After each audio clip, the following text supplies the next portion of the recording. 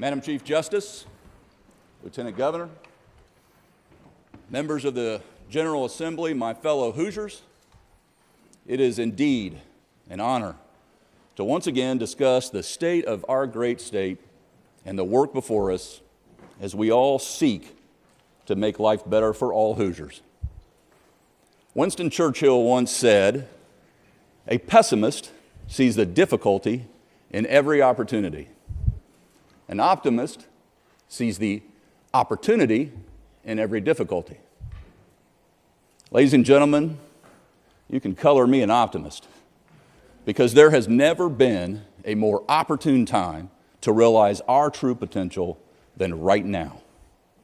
Even as we're contending with the challenges of a global pandemic, we're simultaneously strengthening our economy, reskilling our workforce, building up and out our infrastructure, enhancing our quality of life.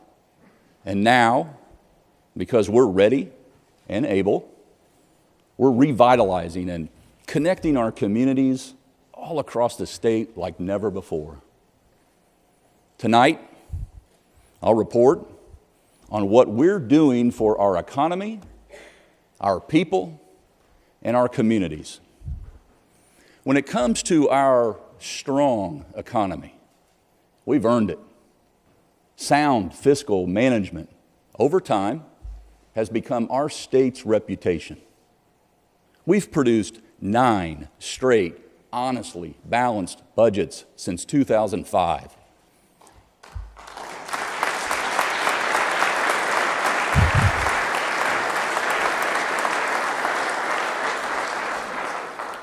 And from June of 2017 to June of 2021, we've reduced our debt by 24%. Thank you, Senator Mishler and Doc Brown.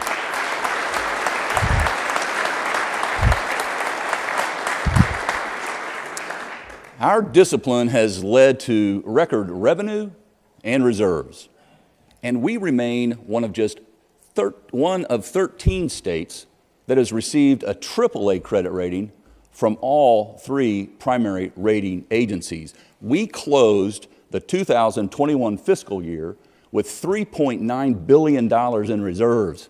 So we put an extra $1.1 billion toward our obligation to our teachers' pension fund, and we're sending back $545 million to Hoosier taxpayers in the form of an automatic taxpayer refund.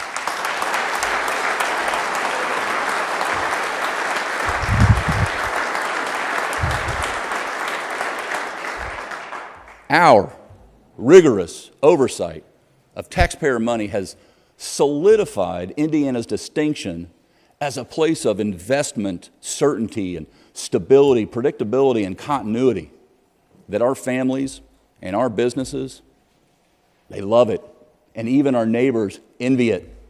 Among every state we border, Indiana now ranks number 1 in GDP growth from 2015 to 2020. In fact, our GDP has grown from $353 billion in 2017 to now $415 billion at a rate outpacing Michigan, Ohio, Illinois, and Kentucky.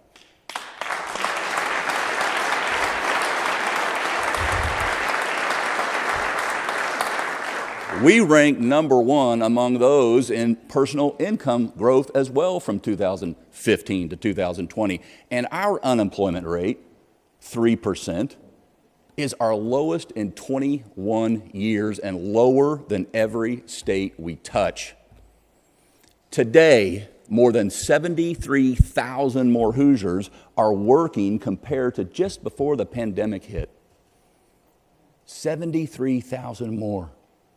In another measure of our growth and vitality, more people are choosing to live in Indiana. Since 2010, our population has increased by 300,000 people, far eclipsing the rate of any neighboring state. In fact, the U.S. Census just put out that from July of 2020 to July of 2021, Indiana saw more people move to our state than any of the 11 other states that make up the entire Midwest region. We increased our population by 20,000 people. At the same time, Ohio lost 10,000, Michigan lost 16,000, and Illinois lost 113,000. U-Haul just released its annual report showing Indiana ranked 6th highest in the nation for inbound migration. Ladies and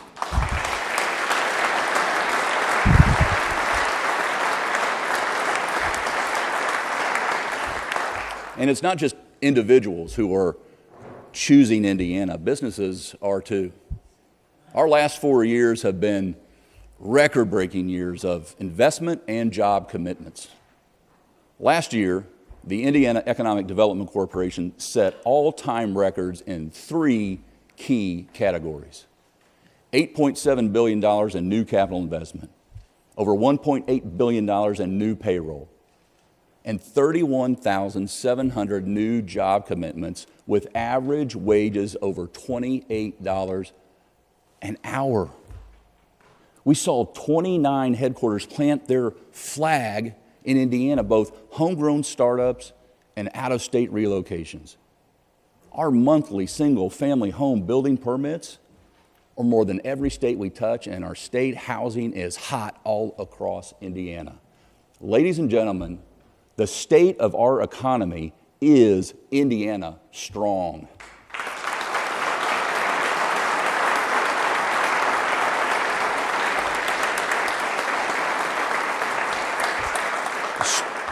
Strong like Indiana steel, we're number 1 in the country for steel production, part of our rich heritage. And we're also becoming a magnet for the industries of the future, such as hypersonics and microelectronics, cyber, solar, drones, quantum computing, advanced manufacturing, plant genetics, battery technology. I could go on and on, so I will. For example, we're putting new energy in new energy. More and more solar projects are cropping up all across our state.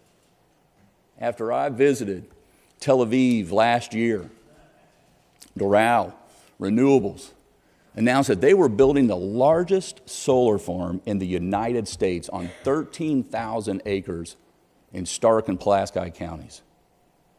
Eventually, it will generate enough electricity to power hundreds of thousands of homes, all by cultivating the sun. Thank you, Nick, for your confidence and incredible investment in the state of Indiana and our people. Thank you.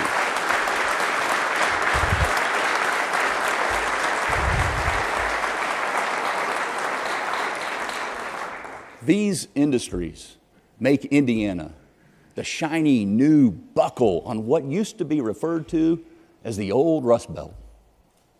And to keep this momentum going, we need to revise the Indiana Economic Development Corporation's toolkit to invest in once-in-a-lifetime transformational opportunities, provide greater flexibility within our existing tax credit incentive program, recruit more remote worker jobs. And as the #1 manufacturing state in America per capita, we must eliminate the 30% business personal property tax floor on new equipment to instantly ensure Indiana is even more competitive with surrounding states, encouraging even more further investment, positioning us to become even a more dominant player in the advanced manufacturing age. So herein lies our most pressing challenge, I think. With more than 150,000 current job openings posted and a record number of new jobs coming, we need to ensure all Hoosier students and workers can and ultimately will fill them. That starts in the classroom, which is why, with your support, the budget passed last session, we made historic investments in education. We're investing a record $1.9 billion in new dollars for K through 12.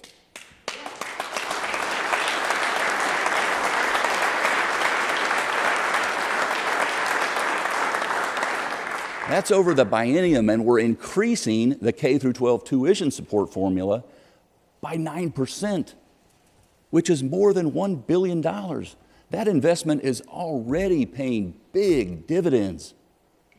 More than 85% of school corporations have raised teacher base salaries by an average of nearly $1,800 in the 2020-2021 school year, and 99% are expected to raise salaries in the current school year. That goal for new teacher salaries, our state's goal of $40,000 by July 1, some 80% of our schools will have achieved it. Think about that, with this budget, what it's doing in every one of your regions, in your districts, in our towns. Their partners at the Department of Education are laser focused on providing more pathways and opportunities for lifelong student success, be it enlistment, employment, or enrollment. Those efforts start early in life. So we must strengthen both the quality and the access to early learning opportunities all across Indiana from birth to age 5 to better prepare students for kindergarten and then everything beyond that. Moreover, we know our children have suffered academically because of the pandemic. So in response, last year, the DOE launched several accelerated learning programs, totaling nearly $160 million extra dollars, with a second round underway right now. We'll be rolling out the Graduates Prepare to Succeed dashboard. So for the first time, parents, community leaders, and school corporations themselves can have easy public access to robust data regarding their school performance. And let's make progress on strengthening our teacher pipeline while we're at it, and attracting and retaining more educators, focusing on diversity and teachers in high need areas like special education and STEM. To do that, we'll launch a statewide teacher marketplace that connects them with school openings in real time. While education is the starting point, we must do more to align our state's K through 12, higher ed, workforce, and economic development efforts. There is power in their synergy. That's why we launched a one-stop shop website that proactively connects unemployed and underemployed Hoosiers with customized, personalized job and training opportunities. 240 employers and 16,000 individuals have already created profiles. And our Workforce Ready and our employer training grant programs continue to move more Hoosiers into higher paying jobs and increase the number of people achieving a post-secondary education. Since 2017, more than 52,000 Hoosiers have enrolled in our Workforce Ready program. And those who earned a credit saw an average wage gain of $6,800 a year. And through our employer training grant program, 3,700 employers have trained more than 41,000 Hoosiers. And they achieved an average pay raise of over $4,000 a year. All these programs give Indiana a leg up in growing our businesses and bringing in new ones. A great example is Small Business Entrepreneur of the Year, Dante Wilburn, who owns Premier Auto Detailing and Wash in Lafayette. As a troubled youth, Dante served a 3-year sentence in community corrections. But a work release program enabled him to work at an auto detailing company and finish a degree at Purdue. He had big ambitions. So he started his own detailing company with a goal, not just to make money, but to also give employees, his employees, opportunities for careers and advancement. Today he owns several businesses. He employs 40 individuals. And Dante says, state agencies have been the backbone of my growth, and there is no way I could have done it without them.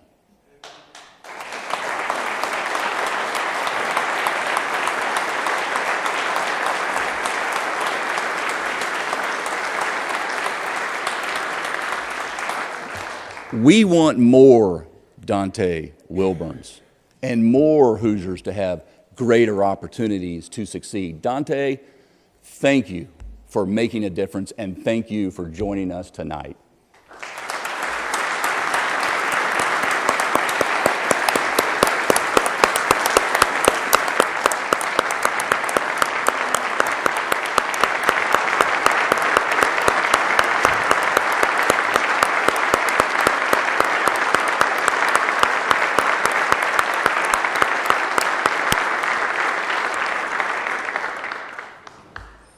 I told you I'd see you again. Now, as we strengthen Hoosier talent, we must also strengthen Hoosier health. While we've made progress, for sure, in areas like reducing infant mortality, we still have a lot of work to do to truly be clicking on all cylinders. Here are the facts. Indiana ranks 46th in obesity, 46th in smoking, 40th in childhood immunizations, each of which can lead to life-threatening and costly complications down the road. Like everywhere else in America, our efforts to tackle addiction in our communities have been compounded by the pandemic, and we've seen increased fentanyl use as an example. So we must double down to reach more people with substance use disorder and get them into recovery and back to their families and back to work and back to school. Lieutenant Governor Crouch has made it a personal mission to promote a comprehensive strategy to support Hoosier mental health, which has never been more important. Our strategy includes making investments to grow our mental health workforce with more recruitment, retention, and quality efforts by expanding access to mental health services, rolling out the new federal 988 suicide hotline, and investing more to reduce the stigma of mental health challenges.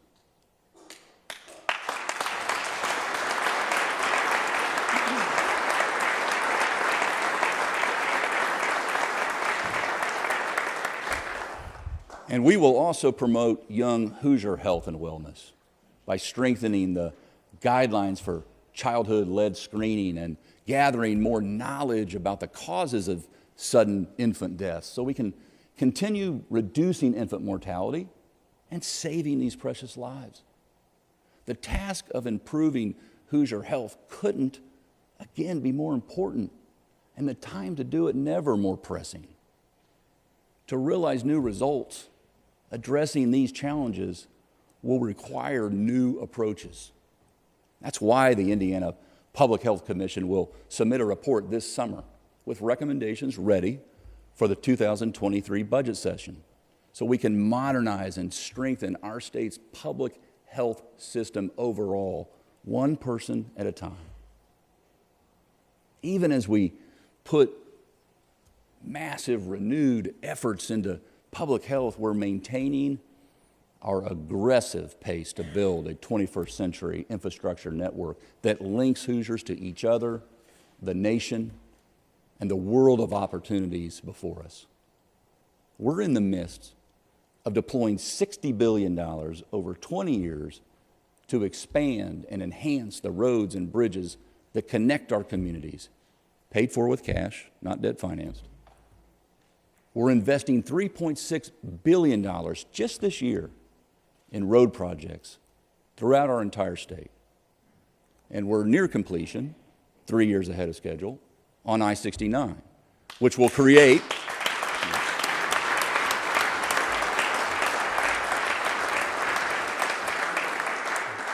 it's a long time coming, and it's going to create one continuous route from Canada straight through Indiana all the way to our nation's southern border. It's a very important trading corridor for us. Add to that, through our community crossings program, cities, towns, counties, they've resurfaced or reconstructed more than 20,000 lane miles of road and repaired or replaced 119 bridges just in the last 4 years. We're also working with our federal and local partners to fast-track two of the nation's most transformational commuter rail projects.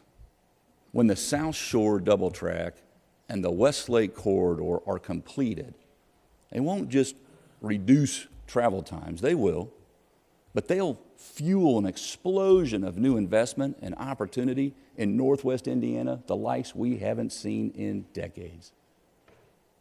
We'll continue working toward the construction of a number of new capital projects throughout our state, including $420 million committed to wastewater, drinking water, and stormwater infrastructure improvements, and $780 million for a new state archives building, a new Westville correctional facility, new blind and deaf schools, and a new inn at Potato Creek State Park. This will be the first new inn since 1939 in our state.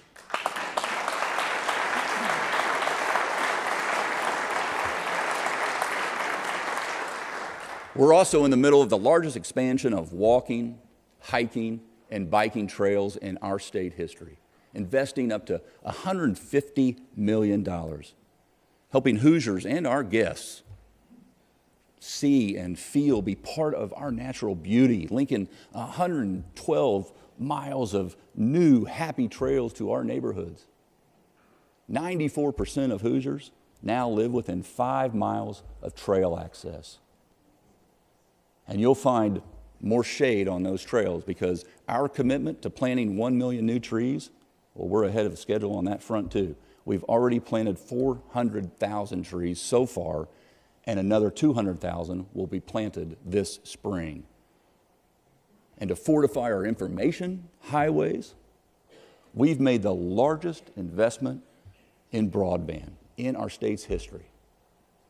Since the Next Level Connections program was announced in 2018, we've allocated $350 million to provide everyone, wherever they live in Indiana, with access to affordable, quality broadband and the limitless opportunity it affords.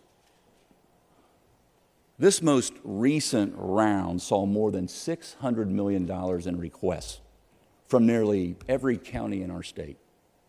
It's no surprise that Forbes calls us, Indiana, a national model. I hear about the difference, I'm sure you do too, that this is making in people's lives every day. Like when Amy and Scott House from Newcastle decided to run their business from their home so they could care for their family. They considered moving. But because of a Next Level Connections grant, their home was covered, along with 69 other homes and 10 businesses with 1 gigabyte service. Thanks to Scott and his mother, Patty, for connecting with us here tonight. And thanks for staying in Indiana.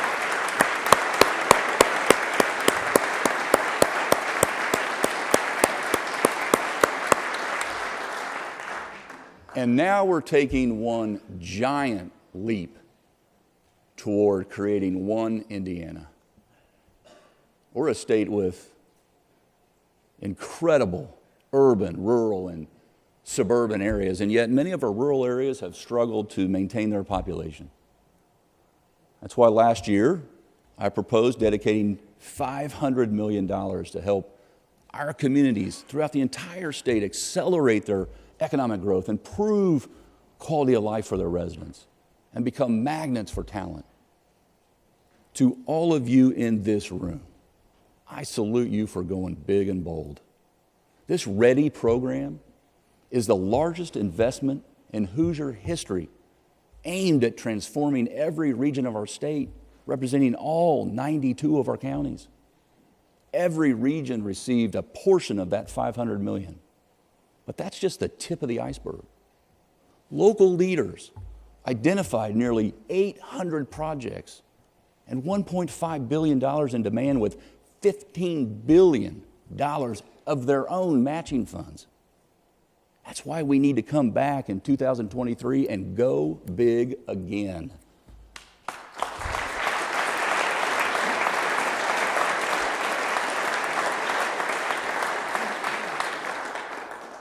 And to further help our communities prosper, we'll continue to partner on public safety efforts and deliver good government service that Hoosiers have come to expect and, quite frankly, deserve. That includes supporting and appropriately funding our law enforcement officers.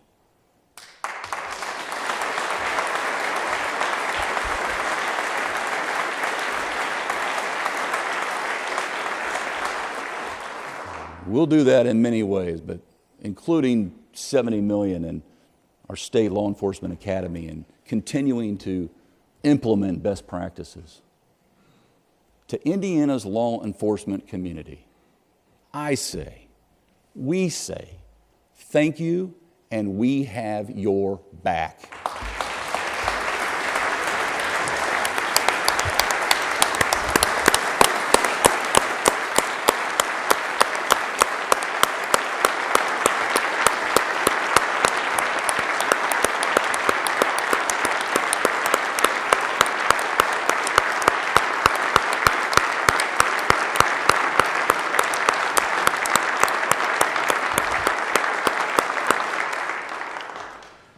Two more thank yous before I close. This September, Camp Atterbury was transformed from a military training site into a temporary home for some of the men and women and children who fled Afghanistan. We took in 7,500 evacuees, more than 40% of them children, provided medical care, traditional Afghan meals, lessons in English and what to expect in their new country. We saw an outpouring of donations and volunteers on a scale like no other state experienced. Now most are starting their new lives somewhere in America, with about 500 calling Indiana their new home. I commend everyone, from a small task to a large commitment, everyone for the contributing to this tremendous uplifting effort. To me, it's a great example of what Hoosiers are all about and what we're capable of accomplishing when we work together.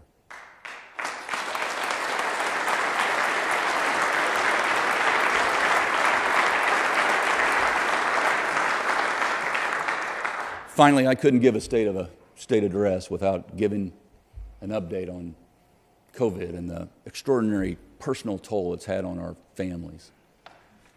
To date, more than 19,000 Hoosier lives have been lost. More than live in Huntington, Crawfordsville, or Jasper. Hospitals are diverting patients in search of available beds. The number of ICU beds in use is almost at an all-time high, and it's difficult to find one around the state. I want to thank over 3.5 million Hoosiers who are vaccinated and getting boosted.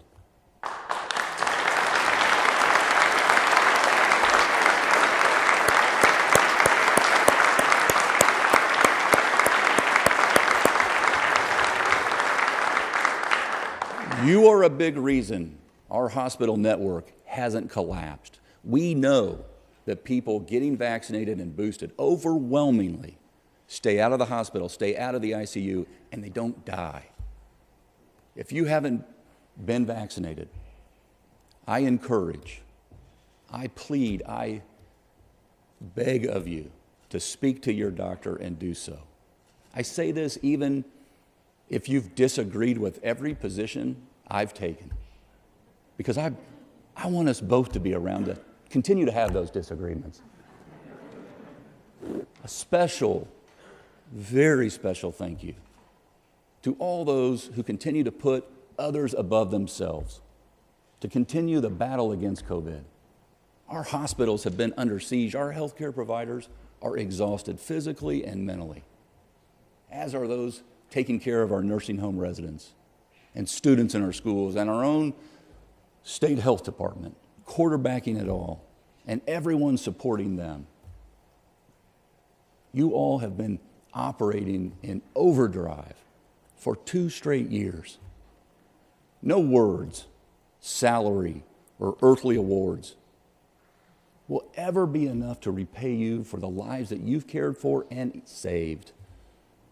The ultimate judge will be kind to you for living your love for your neighbor. History has shown us